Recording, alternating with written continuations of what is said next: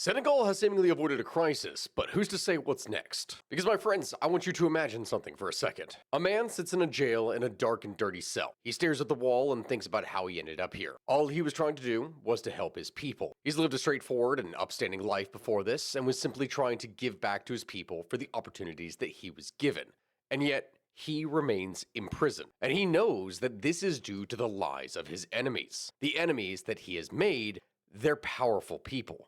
They literally control the entirety of his home country, and they've made up false charges against him because they know that he and his compatriots are a real danger to the current government in power. And yet, in an astonishingly short period of time, this man was going to be released from prison just in time for the presidential election and will win an improbable victory that signals a massive sea of change in the opinions of his people. Am I talking about Nelson Mandela? No, I am talking about the newly elected president of Senegal, Bassirou Diomaye Faye. That's right, my friends. In this video, we're going to be heading into West Africa. I know that in the past I've talked about this region several times before in varying different videos, but it definitely is something that has experienced a lot of turmoil in the past several decades, and Senegal has definitely had a rough past few years. And recently, their people were just put to the ultimate test of democracy, the peaceful transition of power, something that has proved to be a significant problem in this region for many years. But as a leader in West African politics, how did they fare? Well, we're going to get into that. But first, we're going to need to review a little bit of the history of Senegal, just so that you understand the massive implications of this, why this election means more to Senegal than arguably any recent election in history. Because the potential shift from this is massive. So stick around because we're going to need to explain some context. Senegal, as I've said, is a country in Western Africa. Located at the westernmost point of the continent and served by multiple air and maritime travel routes, Senegal is something that is known as the gateway to Africa. And the country is something that really lies in a unique ecological boundary where semi-arid grassland, oceanfront, and tropical rainforest all converge. This very diverse environment has blessed Senegal with a wide variety of plant and animal life. Inhabiting lands that were long ago part of the ancient kingdoms of Ghana and Jollof, Senegal found itself to be an important and beneficial stopping point for those that were traveling across both the transatlantic and trans-Saharan trade routes. At various times, the land was fought over by nearly every single major European power during the colonial period, including England, France, Portugal, and the Netherlands, before ultimately France would eventually come out victorious in the late 19th century. From this, Senegal would remain under French rule until 1960, part of the collective umbrella of French West Africa, where after this it would attain its own independence. Yet interestingly enough, of all the former colonies of France, Senegal still retains a special connection to its former colonial rulers. And we're going to explain that, but first we're going to need to talk about the country's greatest natural resource, its people. The population of Senegal is estimated to be just north of 18 million people. And mind you, if you want to compare this where the total was in 1950 at only 2.5 million people, then you can see that there has been a steady population growth over the last 75 years, with the population more than doubling since 1990 alone. The average life expectancy there is around 70 years old, and among the varying peoples, there are many different varying ethnic groups. According to one 2005 estimate, there are at least 20 distinguishable groups of largely varying size. The largest group is the Wolof, representing around 39% of the population of the country, and they live predominantly in the west, having descended from the kingdoms of Kayor,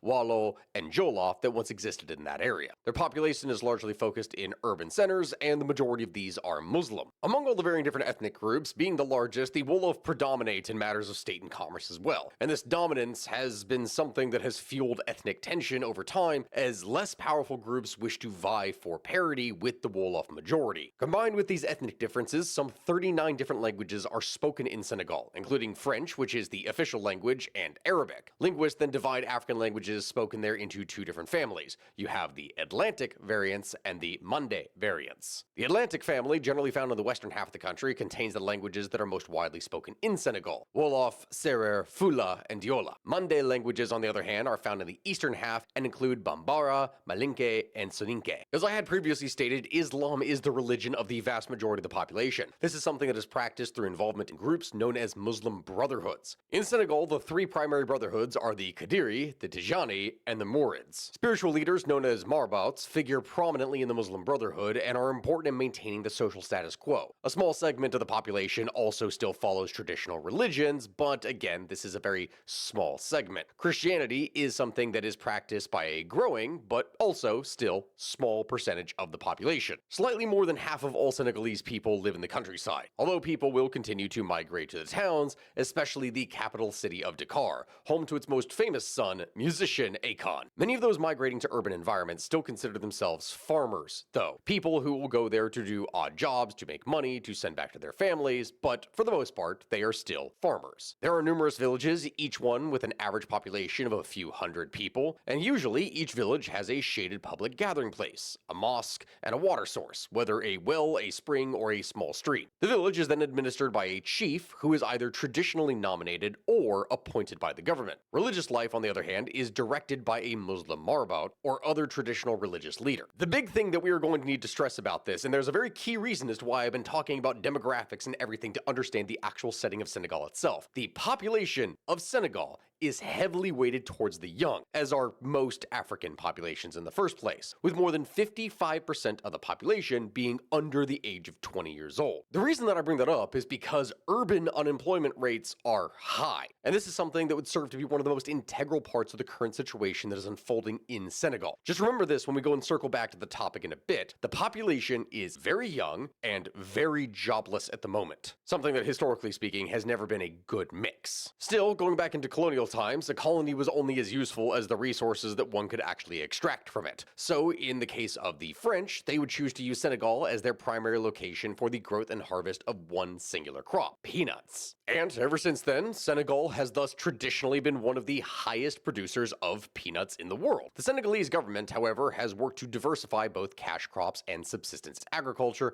by trying to expand into commodities such as cotton, garden produce, and sugarcane, as well as promoting non-agricultural sectors.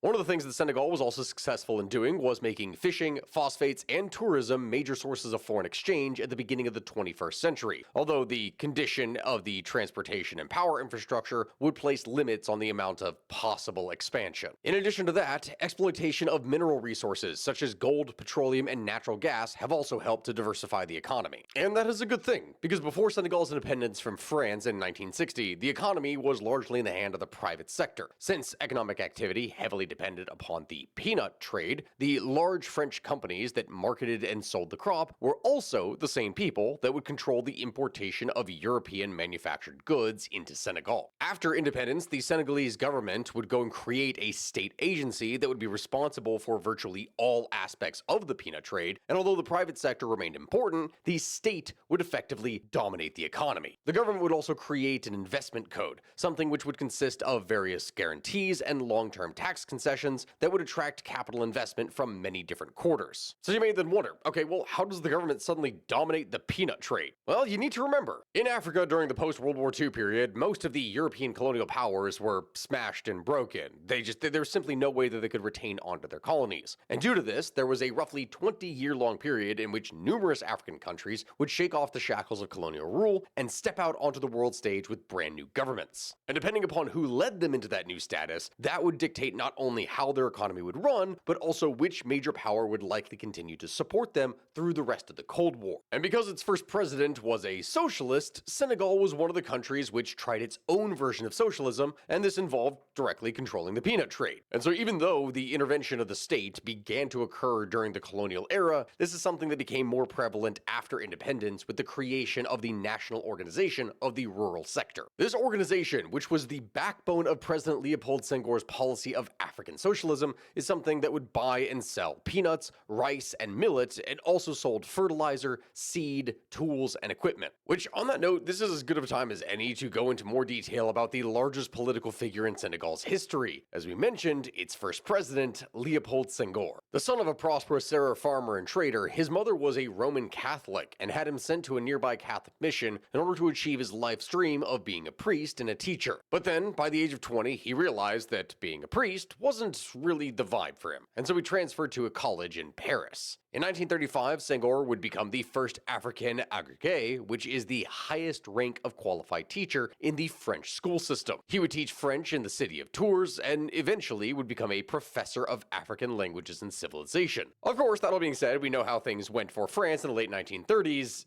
as in not good. Our future president of Senegal ended up being drafted into the military in 1939 at the beginning of the war, and then was captured in 1940. Yeah, he then went and spent 2 years in a concentration camp, where he would practice writing poetry in order to keep his sanity. Upon his release, he would then go and join the French resistance in Paris, and from there would finish out the rest of the war. After the war, Senghor would become a member of the French Constituent Assembly. After the war, Senghor would go and become a member of the French Constituent Assembly. In 1946, he would be sent as one of Senegal's 2 deputies to the National Assembly in Paris, and elected on the socialist ticket, Senghor would found the Senegalese Democratic Bloc in 1948, and as that party's candidate, was re-elected by a wide margin in the 1951 elections for the French National Assembly. 5 years later, he would become the mayor of Thiès, Senegal's railroad center, and was re-elected as deputy. In December of 1959, Senghor would make an eloquent appeal to French President Charles de Gaulle for independence, and this would work. Following August of 1960, Senegal would become an independent country, and Senghor was unanimously elected as president. And honestly, rightfully so. Considering everything that we've talked about in the scenario, it pretty much sounds like this country would not exist without this guy. Fast forward only a little bit of time, and in late 1962, Prime Minister Mamadou Dia, who is a longtime protege of Senghor, would attempt to stage a coup d'etat against him. The Senegalese people, though, would rally behind Senghor, and Dia was ultimately sentenced to life imprisonment. Senghor was then re-elected president in 1963, and after this, would rule until December 31st, 1980. He wouldn't die, however, he would retire, meaning that Leopold Senghor at that moment became the first African president to leave office voluntarily, which is a pretty big deal. Abdou Diouf, whom Senghor had chosen to be his successor, would then become the next president. Still though, back when he had been chief executive, Senghor had tried to modernize Senegal's agriculture. He tried to instill a sense of enlightened citizenship, he tried to combat corruption and inefficiency, he tried to forge closer ties with his African neighbors, and continue cooperations with the French. Remember when I said that Senegal and France were still pretty close in terms of business and trade back at the beginning of this video? Well, all that is mostly due to Senghor and his insistence that just because his people were free, that didn't mean that they couldn't conduct trade with a market and economy that they were already familiar and comfortable with. And that made sense. This is something that made sense, and it served to give Senegal a foot in the door as far as trade to Europe would go. Economically and politically speaking, Senghor would advocate for a form of socialism that was something that was based on African realities, and was oftentimes called African socialism. Senghor's socialism was democratic and humanistic. It was something that shunned slogans such as the dictatorship of the proletariat and other things like that. As a vigorous spokesman for the Third World, he protested unfair terms of trade that worked to harm African nations. And after he left Senegalese politics, he would retire to France, where he had been made a citizen since 1932, and he would live until his passing in December of 2001. Over the course of his life and career, Senghor is someone who was riddled with paradoxes. Although he was Roman Catholic and a member of the Serrer clan, he simultaneously headed a predominantly Muslim and Wolof nation. He was an outstanding intellectual, and yet he drew most of his main support from the peasants. He was a fervent supporter of African culture, and yet he also appreciated the cultural contributions of the West. He was a distinguished poet, and yet he also was simultaneously a professional politician of great skill who would guide his nation to independence and prove to be an able and effective leader. This guy was pretty much everything and anything for Senegal, and he was exactly what the people needed at the time that he existed. And that's going to bring up then an important question here. You may be wondering, okay, over the course of this geopolitical video, why is it that I have spoken so much about Senghor? Why? Well, that is because it is his legacy that looms large over any politician in Senegal that would come after him. And guess what? The current problems in Senegal have been mostly political. And let's dive into that. Under the guy that we spoke about here, Abdou Diouf, the president of Senegal from 1981 to 2000, the government began to move away from state intervention in the economy and to encourage the reintroduction of private industries. Privatization was pursued in agricultural marketing, some industries, and some public utilities, including telecommunications, textiles, electric utilities, and peanut processing. This policy was encouraged and supported by the International Monetary Fund and the World Bank, and was continued by Abdoulaye Wade when he became president in 2000. However, the large number of unionized workers and the problems associated with finding suitable buyers for large enterprises prevented complete implementation of this plan. Coincidentally enough, since the late 1970s, a population explosion, uncontrolled migration to the city, and declining prices for primary materials all depressed the economy. Only substantial foreign aid prevented a decline in the standard of living. Fast forward to the year 2001, and Abdoulaye Wade is elected president of Senegal in a peaceful and democratic transfer of power, which is something that, as we've talked about, is an increasing rarity in Africa these days. Wade drew such wide support from a coalition of opposing parties that he was able to have a new constitution for Senegal easily brought forward and passed by voters. But then, in an absolute insane turn of events, he ended up losing the favor of the majority of his people by dragging his feet on promised improvements to the country's infrastructure and spent $26 million on this statue right here. Designed and built by North Korea, which, oh yeah, did you know that North Korea has a side hustle selling massive statues? Because yeah, they do. Anyway, built by North Korea, this statue really pissed off the conservative Muslim supporters that Wade had because of its relatively scantily clad figures. You can be the judge of quality and taste for yourself, but those are some very serious Soviet-esque poses that they're making. So yes, Wade manages to piss off a good chunk of his country leading up to the 2012 election, and then he goes and doubles down on that by announcing his intention to run for a third term. The constitution that Wade himself had helped to get passed stated that a president could not serve more than 2 terms though. Wade, however, tried to be clever and then say that, hey, well, you know what? Since he had been elected prior to that constitution being ratified, that means that the whole thing didn't actually apply to him. The guy also straight up pulled the strings behind the scenes in order to have the Constitutional Council go and reject the candidacy of the internationally known musician Youssou N'Dour, who likely would have run on a populist platform and already had more name recognition both in and out of Senegal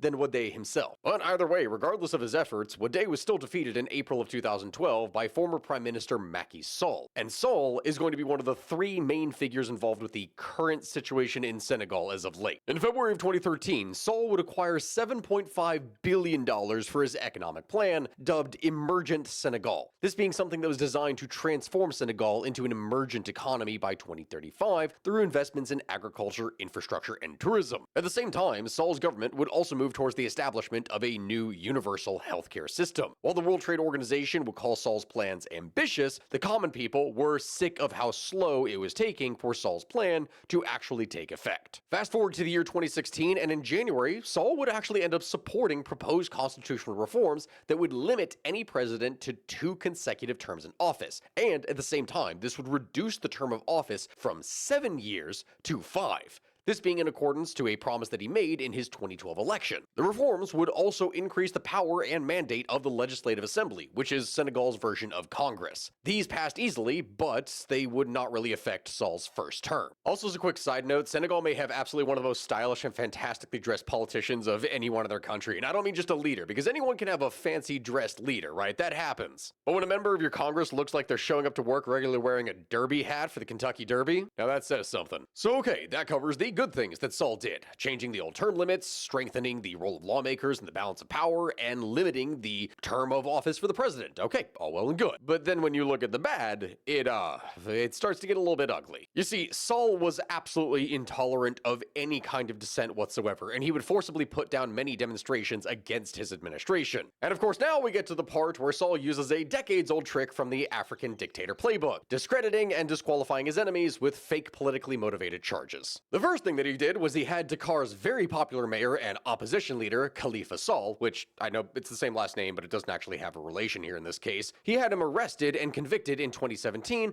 on charges of having embezzled public funds. Then in the year 2018, he had an election law passed that made it more difficult to qualify to run for president, eliminating both Khalifa Sall and another opponent that I have pictured here, Karim Wade. This stopped them both from being able to run for office. So then the next year, in the 2019 election, Sall ended up winning his bid for a second term with 58% of the vote. But it's important to note that after changing the law, only 4 challengers were actually qualified to run against Sall, greatly increasing his chance of winning. So it was then that throughout these years, protests and violence from Senegal's very angry population were violently shut down by Sall's administration, and rumors began to swirl that Sall was going to defy the constitution and attempt to run for a third time again, claiming that the 2016 change in presidential term limits didn't actually apply to him. Tensions over the matter would come to a head in late 2023, worsened by complaints that he continued to be intolerant of dissent and by legal action taking against leading opposition figures such as Ousmane Sonko. This man right here is going to be our second main player in Senegal's recent headlines, and so let's go into a bit more detail about him and the party that he started. Full name, the African Patriots of Senegal for Work Ethics and Fraternity, or PASTEF, or just Patriots of Senegal for short. This was a Senegalese political party founded in 2014 by Sonko, and its goal was to create political renewal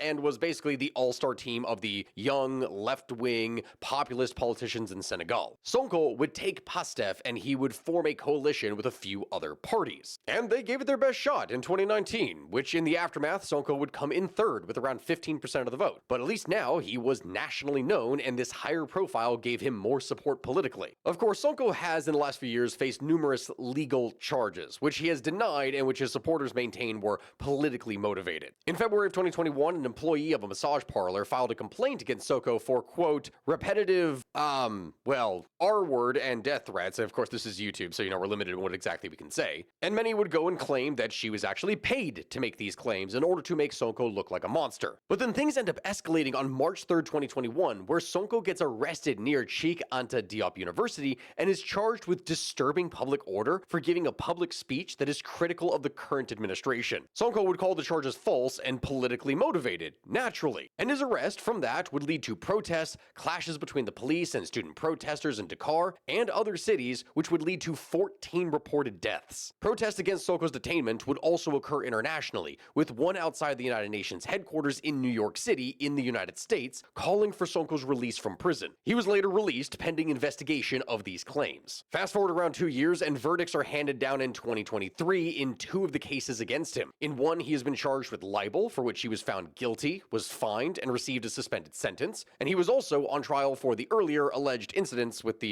masseuse. And on the 8th of May, 2023, following an appeal, Sonko would receive a 6-month suspended prison sentence for defamation and insult against Mame Mbaye Niang. On the 1st of June, 2023, following 2 years of investigations, Sonko was cleared of the massage parlor charges, but was sentenced to 2 years imprisonment for, quote, corrupting the youth. Sonko had not attended the trial, calling the investigation politically motivated and evidence of malpractice. Which may have been true, because his conviction as a criminal there made Sonko ineligible to stand as a candidate in the 2024 presidential election, which prompted protests to occur throughout all of Senegal. Some supporters of Sonko would state that due to, quote, corrupting youth being considered a misdemeanor rather than a crime under Senegalese law, that Sonko should still have been able to run. And in July of 2023, he had been named as PASTEF's presidential candidate for the 2024 presidential election. Fast forward to July 28th, and Sonko gets arrested again, this time on charges of encouraging an insurrection, undermining state security, creating political unrest, and criminal association. On the 31st of July, the Interior Minister of Senegal would announce the dissolution of PASTEF for rallying its supporters during violent protests in 2021 and 2023. On August 6th of 2023, Sonko was reportedly hospitalized following a week-long hunger strike in protest of his arrest. The Senegalese government even banned TikTok from the entire country in August until it provides a way for the government to censor users who, quote, threaten the stability of the country by protesting Sonko's arrest. This, as you can imagine, would trigger massive national protests, with many young people taking to the streets to show their frustration and disgust with their government. And all of that, everything that we have been then talking about, brings us to February 3rd of 2024, only 2 months ago, where Sall goes and announces that the election for the presidency is going to be postponed, ostensibly to resolve a dispute that exists between the legislature and the judiciary regarding the disqualification of some of the presidential candidates. The Constitutional Council had released its list of approved presidential candidates on January 20th, and Sonko and Karim Wade had been disqualified. Sonko for having the suspended sentence from his libel conviction,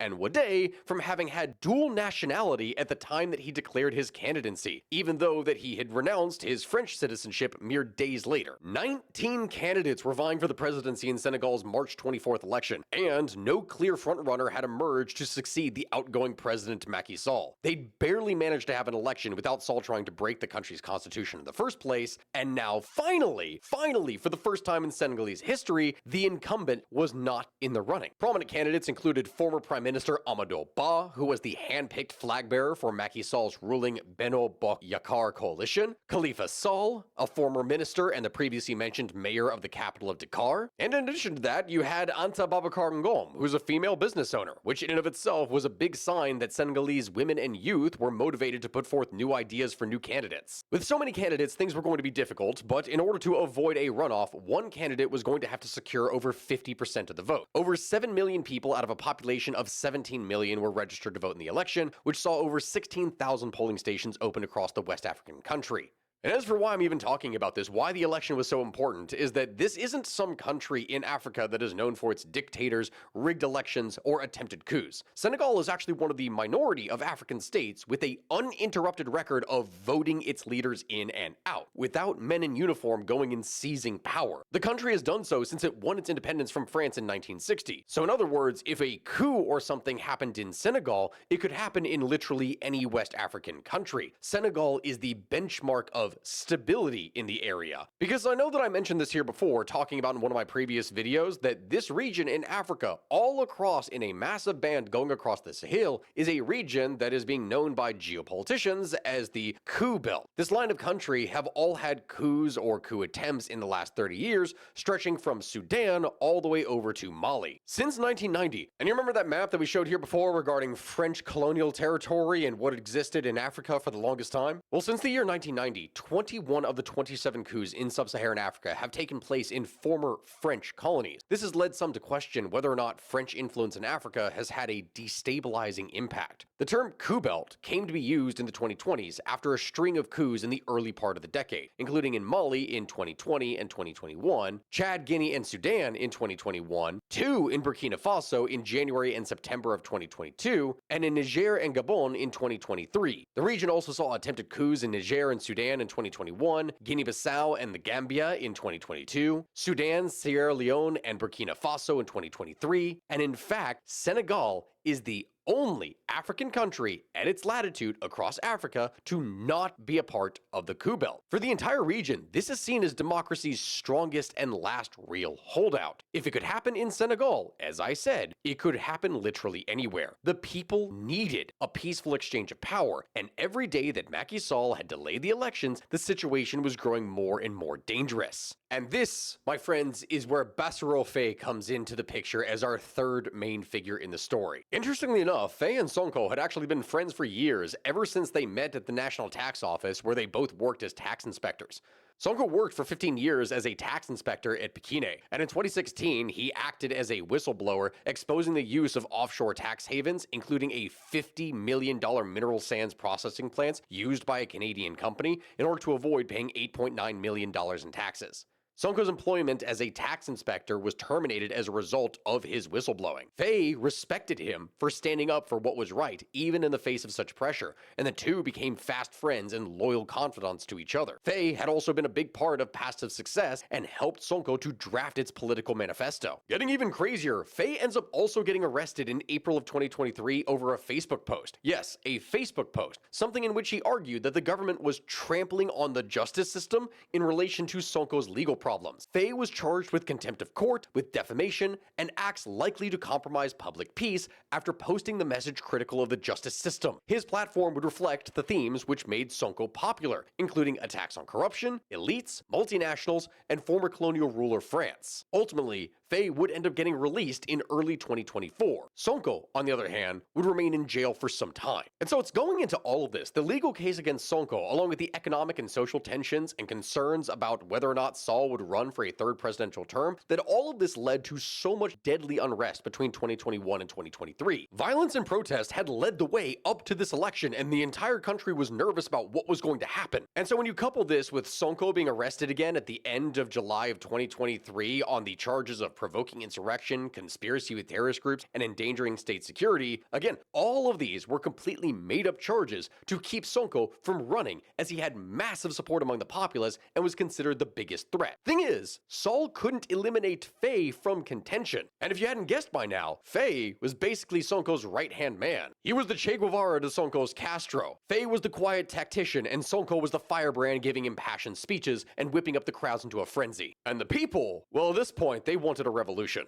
But this was not going to be a revolution of blood. No, instead, the people were going to speak at the polls, and Faye, leading a hastily formed party composed of allied opponents of Macky Sall, easily won over his opponents with 54% of the vote, just enough to avoid a runoff. But how, you may wonder? Well, let's rewind for a second. Initially, he probably wouldn't have been able to run at all. He had expected to stay in jail for longer, but thanks to an amnesty law that was introduced after a compromise between Senegal's ruling party and Faye's opposition coalition, he and his political mentor, Sonko, were both freed on March 14th to a massive welcome from supporters on the capital street. That support, plus his release in time for the election, put Faye on course to become the youngest president in Senegal's history when he took office on April 2nd. His win was powered in part by the discontent of younger voters, among whom the unemployment rate was nearly 20%. It's crazy because considering how Sonko was supposed to be the lead, Faye would appear to be an accidental president in waiting. But all of this was planned ahead of time as a backup plan put in place by the disbanded PASTEF party, of which he was a founding member along with Sonko. Faye's new party, La Coalition Diomaye President. This would be an alliance of opposition groups formed after the dissolution of PASTEF by the government, and this party would vow to introduce the post of vice president and reduce the head of state's powers following anger over Sall's attempt to delay the vote. So Faye, over here, was put in the running in case the 49-year-old Sonko was barred from running over the defamation conviction that he maintains was politically motivated. Faye made very little secret on the campaign trail of being a proxy for Sonko. In fact, Faye's slogan in the Wolof language was Diomaye moi Sonko, Sonko moi Diomaye, or Diomaye is Sonko, Sonko is Diomaye. And so after the Constitutional Council would confirm Sonko's exclusion from the race in January, his camp released a pre-recorded 44-minute video of him endorsing his little brother, Faye, and urging the Senegalese people to vote for him instead. It's really interesting because unlike Sonko, who had served as the mayor of the southern town of Ziguinchor, Faye had no actual executive leadership experience. The election that brought him to the country's highest office was the first national election that he'd ever run in. He had run in another election, but that was a local municipal contest 2 years ago in his hometown, and he lost that one. And so at this point, many Senegalese were wondering, okay, well, what role, if any, was Sonko going to play in Faye's government? And was there going to be a clash of egos that was going to ensue? Well, that question ended up being partially answered, as the first act that Faye would do on April 2nd, when he was inaugurated, was to appoint Sonko as his prime minister. As he said in his slogan, Diomaye is Sonko, Sonko is Diomaye. And so this is a huge moment for Senegal. To put in an alternative history, like a what-if scenario that an average American could relate to, this is the equivalent of what would it have been like if JFK and RFK were never actually shot, and both were running for president in 1972, while an incumbent Nixon was trying to stay in power by canceling the US election. Then they both get jailed, but RFK gets released, quickly voted into power, and then makes JFK his vice president or secretary of state or something. Like, the level of excitement in young voters in this scenario is through the roof, as though anything was possible. It brings us to this moment of truly positive light, something that on this channel, that when I talk about things in history, when I talk about geopolitics, when we talk about the scale of what has happened, that this happening is a very big deal. It is something that has saved Senegal, so to speak. Faye has vowed to lead with humility and to fight corruption at all levels. He plans to review fishing agreements, including those with the EU, and contracts in Senegal's oil and gas industry, which is due to start pumping crude for the first time this year. And in massive news, Faye has also reportedly promised to drop the CFA franc as the national currency, which brings up why those of us in the West should pay attention to what is happening in Senegal currently. This is where the whole big geopolitical net comes in. So the CFA franc, to explain what that is the currency that you can see behind me here. That was created by France in 1945, and it was pegged to the French franc. The CFA franc or franc can refer to either the Central African CFA franc, which is the official currency of 6 member nations, or it could be the West African CFA franc, which is the official currency of 8 member nations, including Senegal. When France went and switched from the franc to the euro, the currencies retained parity. So the currencies currently trade at 100 CFA francs to 0.152449 euro, or really whatever it is that the exchange rate is at that time, or essentially 1 euro is equal to 655 CFA francs. Both CFA francs are interchangeable as they hold the same monetary value against other currencies, though they are separate currency. In theory, however, the French government or the monetary unions using these currencies could decide to change the value of one or the other. Given that it has a responsibility of backing the CFA franc, the French treasury controls 50% of the foreign exchange reserves of all 14 CFA franc using countries. And it also charges an additional 20% of foreign reserves as collateral for borrowing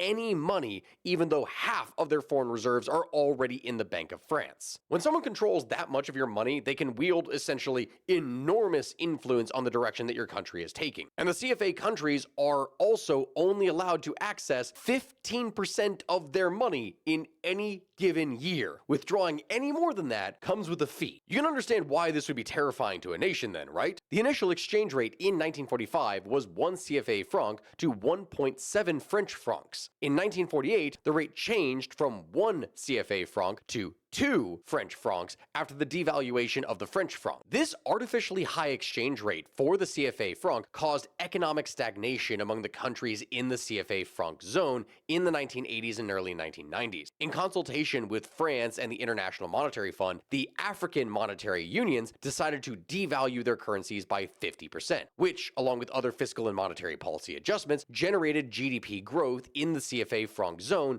between 1995 and 2000. The background to this whole thing, though, is significantly more complicated. France has intervened militarily in Africa over 50 times since 1945, and it's helped to install or keep in power numerous authoritarian figures in countries such as Togo, Chad, Cameroon, Congo, Gabon. There's a lot to do in places that historically have not necessarily been very stable. France also has maintained a military presence on the continent, including a military base in Dakar, adding additional pressure on the Senegalese government. And although France has diversified its sources of raw materials, the things that we mentioned here before, the CFA franc, that was the entire reason as to why to introduce that in the first place. Because with the common currency that was pegged to the French franc, this meant that France was able to import raw goods for significantly cheaper, and also from that be able to export its own manufactured goods back to its colony, thus giving a reciprocal supply and demand that they could maintain and control. Still though, Africa remains an important supplier of oils and metals today. In addition to that, France has sent troops to Niger in order to maintain control of uranium mines that supply France with its nuclear energy resource needs. Of the 12,000 French troops that are engaged in peacekeeping operations around the world, nearly half of those are deployed in Africa in both military and advisory capabilities, according to the French Ministry of Defense. How many of these are simply in place in order to protect French economic interests? Well, the data on that is unavailable. We can't know for sure. The French have vowed to create a new currency without the restrictions that,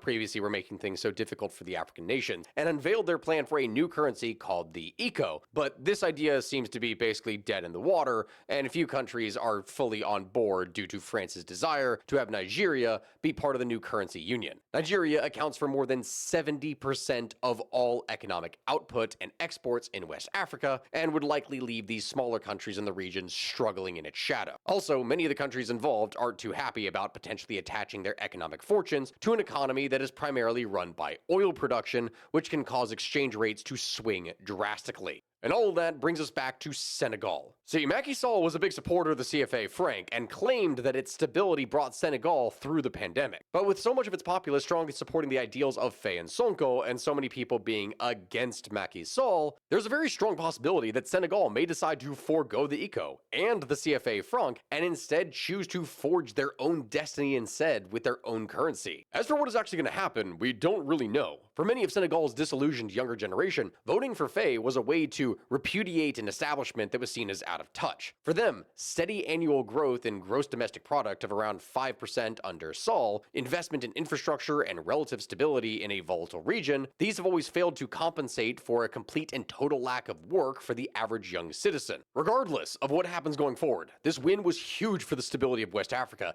and its hope for continued stability. And there's not many more inspiring things than having a guy locked up in jail then elected president 2 weeks later. That's a feel-good story for the ages. Regarding the future and what's going to happen, experts on the situation say that Faye knows there's a need for running the government properly. But what will happen if he and Sonko disagree on the path moving forward? Will Senegal forge its own path and break away from the backing of its prior colonial ruler, setting an example for other former colonies? Or will the status quo stay in place, with France potentially continuing to exploit its former possessions? Only time is going to tell, my friends. But that really is the end of where we are here today. Thank you all for watching. This has been Stakui with the History of Everything podcast YouTube channel, and I appreciate you all joining me for today's episode. Make sure to like, comment, and subscribe, and also on that note, let me know in the comment section below what other types of topics you want to see. We want to be doing more deep dives into varying different things. I have an entire idea of different mega projects and other stuff that we want to do, and I plan on posting some polls on my community page that I want you all to vote on to let me know. So if you could, please do me a favor, put in the comments and like the comments that you see of videos and types of things that you want to see, and I will put these kinds of things in the poll. Thank you all very much, and I will see you next time. Goodbye, my friends.